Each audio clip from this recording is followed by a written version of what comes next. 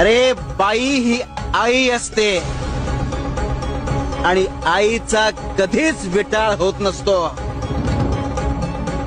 आणि जर हा विटाळ असेल तर अवघं जग या विटाळानेच निर्माण झालंय.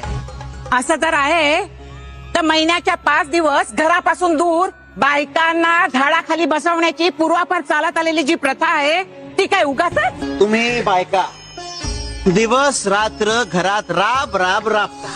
ते या सगळ्या धबडग्यातून तुम्हाला हक्काची विश्रांती मिळावी म्हणून हे 5 दिवस तुम्हाला बाजूला बसवलं जात. अरे हा तर मातृत्वाचा सोहळा जो निसर्ग न चुकता दर महिन्याला 5 दिवस साजरा करतो.